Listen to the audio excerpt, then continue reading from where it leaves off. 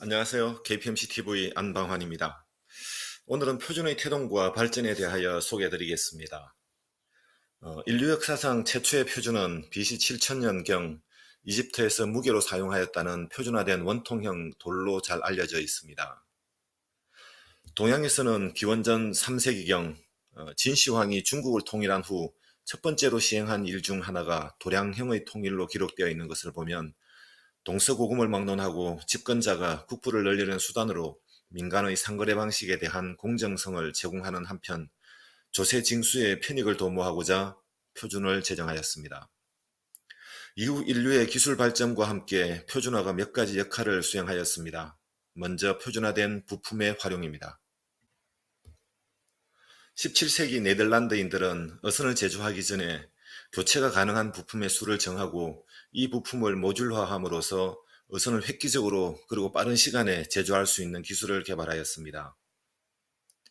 미국에서는 과거 군용 소총을 한정식 수작업으로 개별 제조됨에 따라 제조 시간이 오래 걸리는 한편 하나의 부품만 고장 나더라도 전장에서 바로 교환할 수 없어 사용할 수 없는 점을 해결하기 위해 총기에 들어가는 부품을 모두 표준화하고 공작 기계를 사용하여 부품을 생산하는 방식을 채택하였다고 합니다. 당시로서는 획기적인 표준 부품 사용이라고 할 수 있었습니다. 제품뿐만 아니라 제조 공정에서도 표준화가 시행되었습니다. 자동차 왕이라고 불리는 헨리 포드는 숙련 노동자를 중심으로 자동차를 생산하는 방식에서 벗어나 경영자가 실권을 갖게 되는 방법으로 모든 자동차 제조 공정을 세분화하고 표준화하여 비숙련자도 단기간의 직무 교육으로 바로 생산 현장에 투입할 수 있게 하였습니다. 이를 통해 헨리 포드는 당시 최고 수준의 임금을 일반 노동자에게 지불하면서도 회사 전체로서는 가장 높은 경쟁력을 가지는 데 성공하였습니다.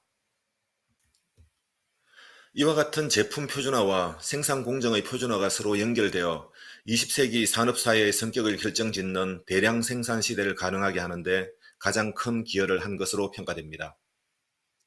상기 사례 이외에도 표준의 중요성을 알게 된 역사적 사건이 있었습니다. 1904년 볼티모어 시내 중심가에 폭발과 함께 큰 화재가 발생하였으나 충분한 소방차를 구할 수 없어 타 도시에서 가져온 소방차의 호스와 볼티모어 소화전 간의 연결부의 규격이 서로 달라 사용이 불가능하였습니다. 이에 따라 초기 진화가 가능할 수도 있었던 불길이 대형 화재로 번져 70개 블록의 1526동에 이르는 건물이 소실되는 등 수많은 인명과 재산 피해를 입게 되면서 많은 서구인들이 표준화의 중요성을 깨닫는 계기가 되었습니다. 앞서 표준화의 필요성과 함께 산업이 발달하고 시장이 확대됨에 따라 폐쇄적 경제를 벗어나 국제 간의 교역이 본격화되면서 국제표준의 필요성이 대두되었습니다. 그 시장은 영국의 산업혁명에서부터 시작됩니다.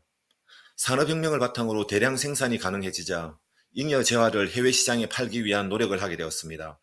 그러나 잉여 재화가 발생하더라도 본격적인 교역을 위해서는 대량 물류 수송이 가능해야 하는데 당시나 지금이나 가장 저렴한 수송 수단이 선박인데 산업혁명 이후 대량 생산은 가능했지만 전기기관으로서는 대양 횡단이 불가능했습니다.